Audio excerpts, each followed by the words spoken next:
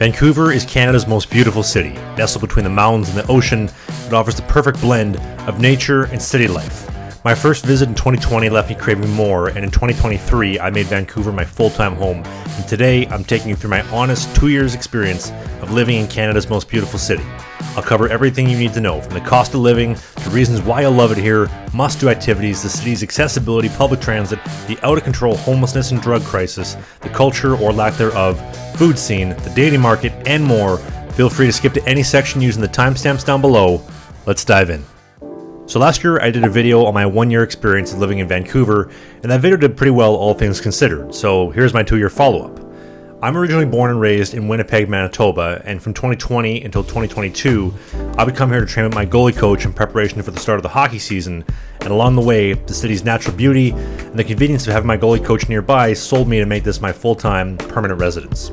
Now, I never knew how much I loved the outdoors until I moved to Vancouver. The views of the mountains and the ocean from almost anywhere in the metro area are absolutely breathtaking.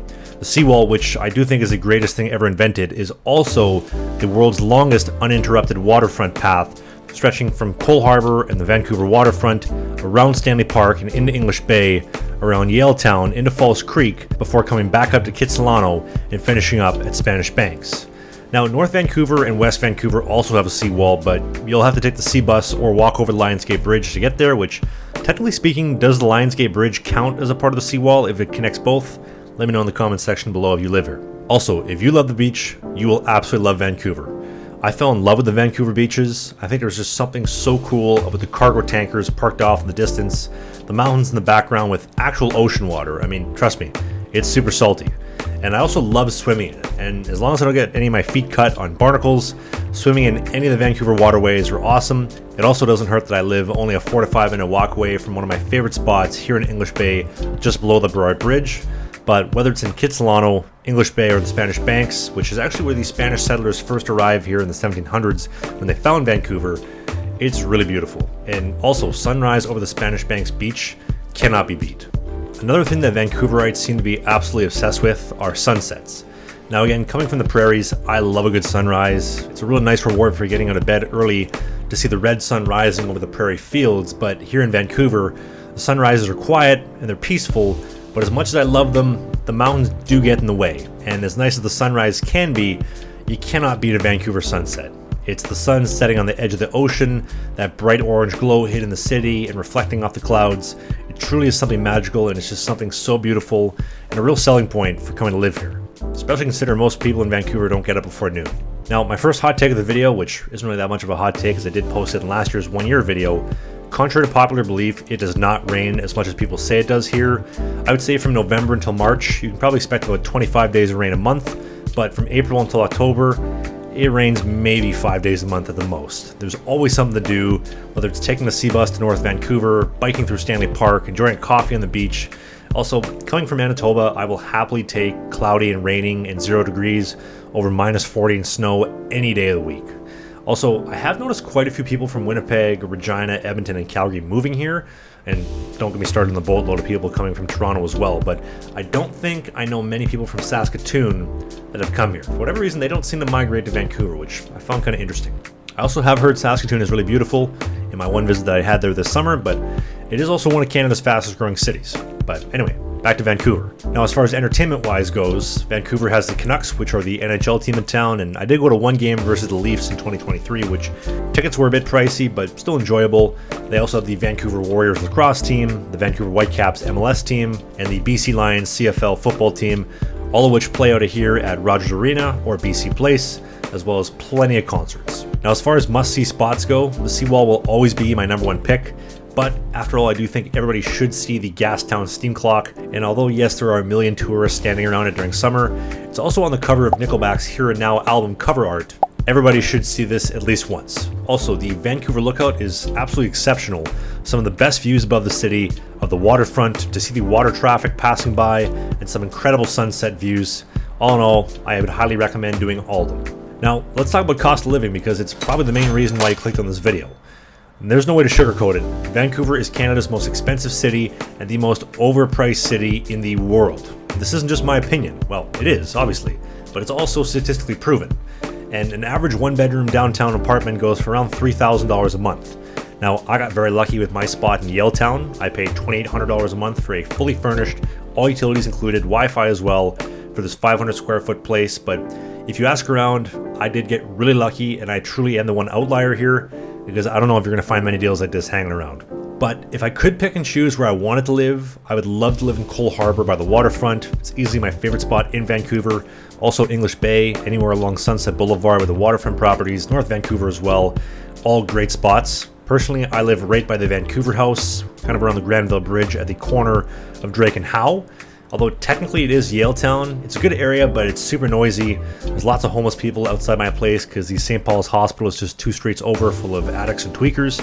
But you could also move closer towards Surrey, where a lot of the gang crime is, or even Port Coquitlam for around $1,800 to $2,200 a month, which is still good savings. But then you're also a 60 to 90 minute drive from being anywhere actually in Vancouver. You could also do Richmond, which is another one of my favorite areas, for probably around $2,200, $2,500 a month for a 1-bedroom apartment. But regardless, this is a theme here. Vancouver isn't cheap. Now, what about groceries, car insurance, and even coffee? Well, yeah, it's expensive too.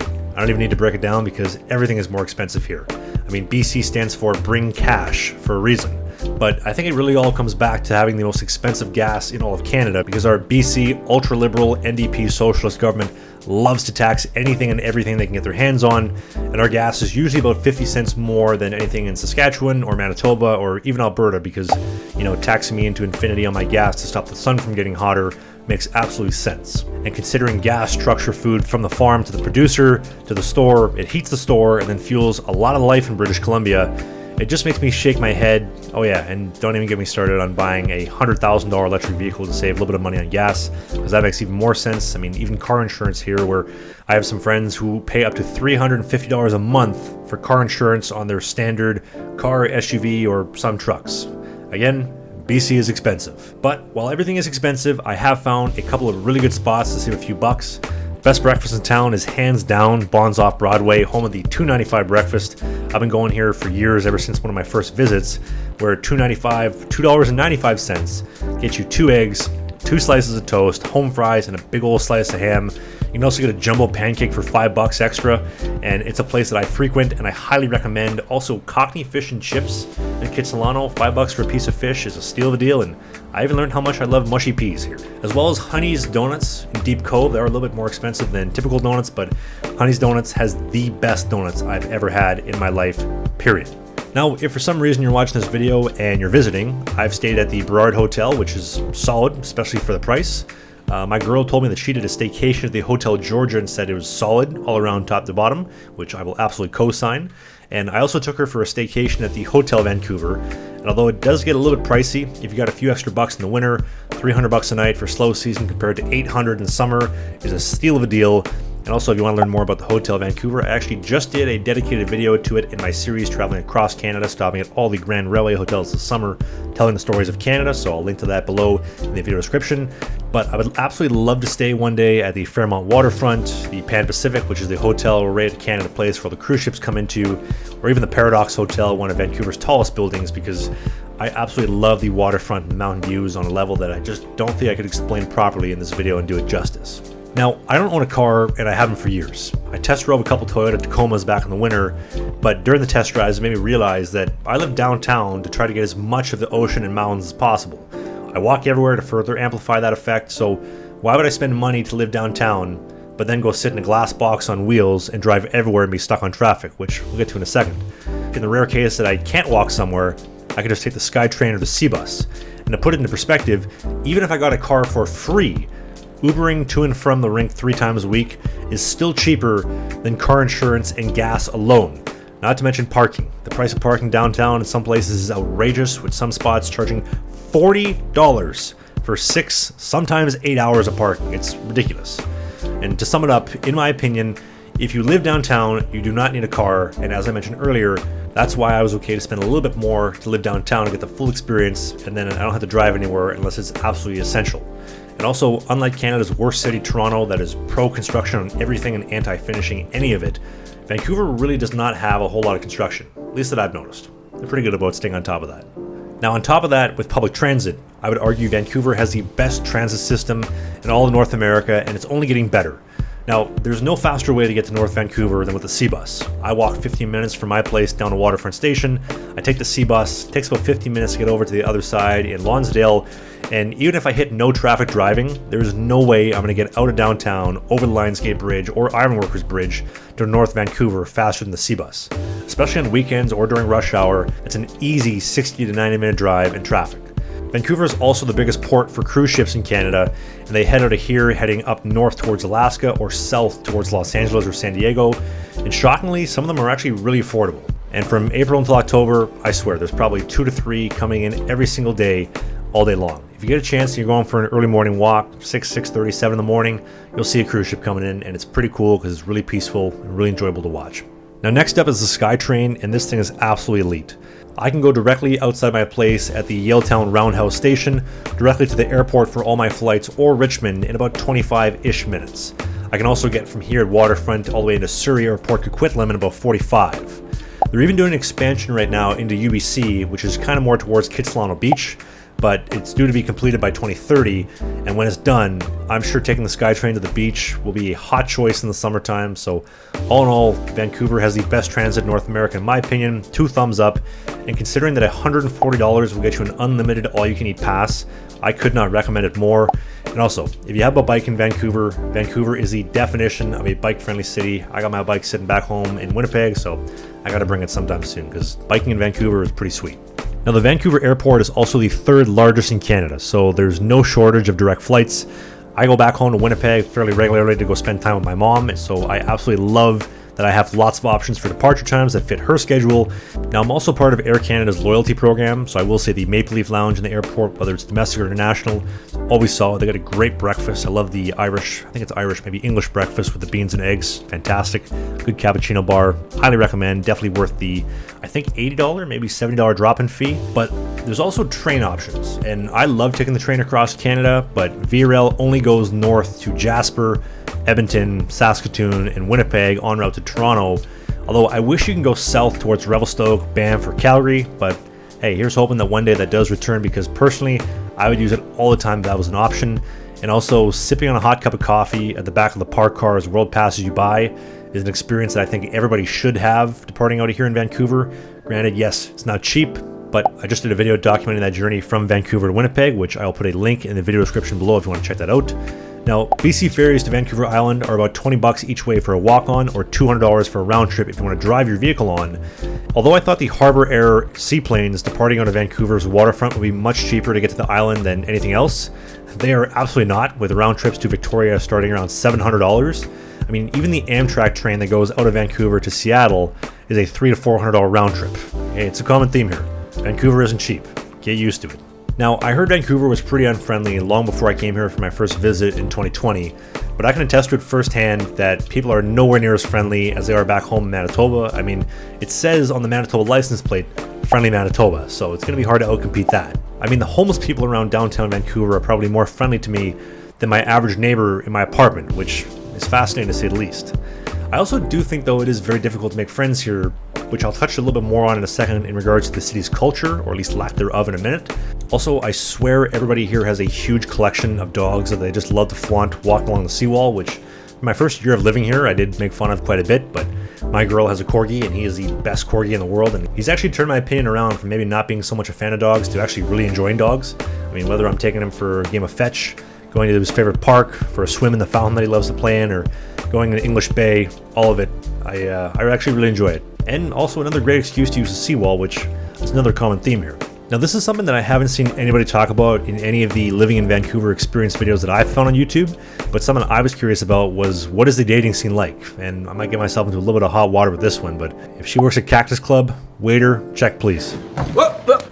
Here I come. Oh, here I come. It's one of those things where if you know, you know. And if you know, leave a comment in the comment section below about that.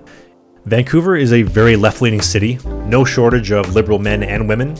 By that I mean plenty of sticker book tattoos. I find a lot of the women have been pretty disagreeable for the most part, maybe showing a little bit more skin in public than I would personally find tasteful, and definitely drunk on a little bit of the toxic feminism Kool-Aid in 2024. But There's good news to that, and that's you get to pick and choose what you do and don't want to affiliate with. So I personally like a more traditional, feminine, softer woman that are a lot easier to talk to and, to be quite honest, just enjoyable to be around. So I go for more of that than the first description I gave you. Keep in mind, I also don't drink at all, like no alcohol, zero. So I have no idea what the clubs or the night scene is really like in Vancouver. I also think that nothing really good comes out of those environments or the people that you meet over there. But as far as the homeless, drug, and the crime problem goes, I really don't think that the mainstream news do a very good job of doing it justice for how bad it really is. I mean, you literally can't go anywhere in downtown Vancouver without seeing it. Like, they literally give out free cocaine in downtown on the east side. I'm not kidding. They have food trucks. They're like lemonade stands giving out free cocaine. I'm not kidding. I personally have homeless tweakers camped outside of my apartment on a daily. There's dudes passed out in the street, feces and piss all in the streets. I mean, it just smells like a giant bathroom, and it's absolutely disgusting. People in the streets. And although the city likes to hide behind this sympathetic veil of acceptance for all of it and trying to be understanding, I think that doing hard drugs, smoking crack, doing heroin is completely unacceptable, especially when the city allows it to happen on school playgrounds beside kids. It's absolutely ridiculous. Smoking crack outside the front door of my apartment as well. It's unacceptable, and all the politicians that talk about cleaning it up, honestly, they just make it worse. I don't know how they manage, but they manage to do it. But hey guys, good job. We banned plastic straws and plastic shopping bags in Vancouver. Let's smoke crack, but just make sure that we recycle. And I'm serious, the city is harder on banning you from using a plastic straw at Starbucks than drug use in public and homeless encampments taking over businesses, parks, and the entire downtown east side. I mean, you go from Gastown, which is an absolutely stunning, world-class area composed of cobblestone roads, and it was Vancouver's first settlement in 1870, or even the waterfront station, which if you're coming into Vancouver, like a lot of people, that is your portal into the city. You're only a 3, maybe a 4-minute walk away from an absolute war zone, which is absolutely insane. I've even witnessed a robbery at Starbucks 2 months ago, and I asked the staff about it, and they said that it usually happens daily, which is absolutely insanity. I mean, I would love to see, the city goes by every 3 to 4 months and they get everybody out of downtown, the east side, they clean everything up and throw all the garbage out and then let them come back a couple hours later. I know this may be unpopular. I would love to see them go and say, hey, listen, everybody, you're going for help or you're being arrested for trespassing because your problems are not my problems, and it's not fair to kill off all the businesses, have people's real estates go down the toilet in value, and completely turn the entire downtown east side degenerate just for a little bit of sympathy. Like, I think it's unacceptable, but I'm curious what you think in the comment section because it's a hot topic. I wish that they would just fix it, but anyway, I digress. Another problem that I've noticed also is immigration. I think that one of the most known problems in Canada right now is just how much immigration is happening, and I think one of the best things about Canada that we have is there's so much space and so much land. We're not like the United States, crowded shoulder to shoulder. Canada's actually quite quiet and peaceful, but last year we brought in well over 1 million immigrants to a country with a population of only 30 million, which is a over 3% increase in the population with a pre-existing housing shortage. And considering they're all coming for entry-level jobs and entry-level housing, it's no wonder everything is skyrocketing in price. When you up the demand but have no increase in supply, it's simple economics. I mean, I take pucks off the head for a living playing hockey, and even I could figure that one out. Yet somehow the gatekeepers in Vancouver can't. Or at least they pretend that they can't.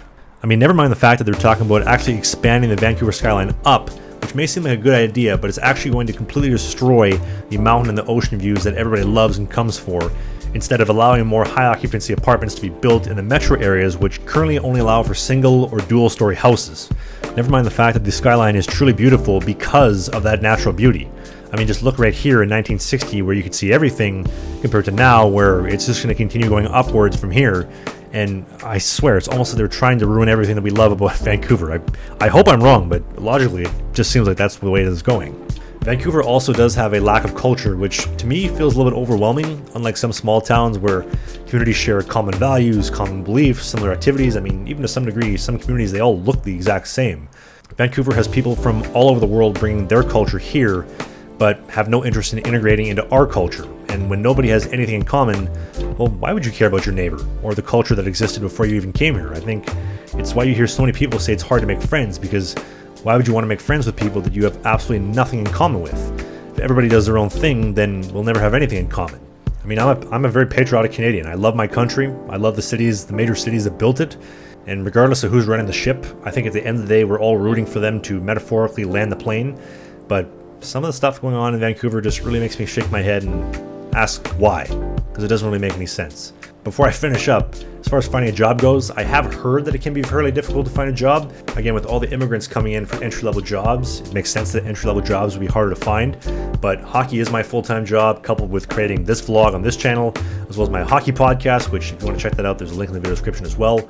But again, just another piece to take into consideration when you're considering moving to Vancouver. Now, the big question, is Vancouver worth it? And should you move here? Well, first a quick word from today's video sponsor, Manscaped.com. The team at Manscaped has introduced their brand new Lawnmower 5 for 2024 for all your below-the-belt grooming, and coupled with their Beard Hedger will get you absolutely dialed in this season for a glow-up like never before. I use the Beard Hedger's 20 trim lengths, 60-minute battery life, and waterproof design every week to taper and fade my beard in between appointments with my barber, and my Lawnmower 5.0 keeps me prepared to perform for all my date nights, and you can too when you use the code TRAVSUCKS20 for 20% off and free shipping when you click on that first link in the video description, only at manscaped.com.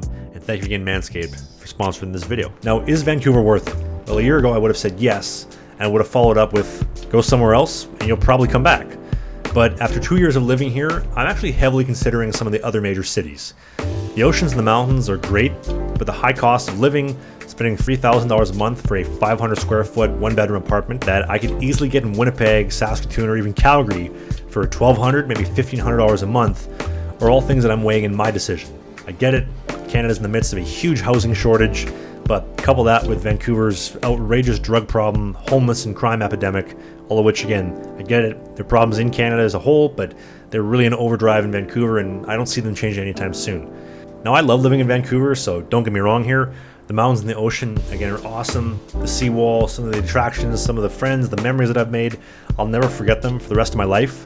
But I do think that 2 years later, that time is slowly coming to an end, especially as I just turned 28. I'm starting to look more towards family goals and setting up things for kids, which is kind of weird to talk about out loud, but that is something that I am thinking about, and I don't know if Vancouver's the answer for that. But if you want to learn more about that or follow my journey, you should hit the subscribe button because it's free. And if you're watching this video, clearly you enjoyed it, so why not watch a couple more videos? Also, I'm curious, are you looking to move to Vancouver? Are you like me? You've lived here, you moved from somewhere else, and now you're thinking of leaving? Whatever it is, leave a comment down below. I'd love to chat with you in the comment section below. Thank you so much for watching, and I'll see you in the next video.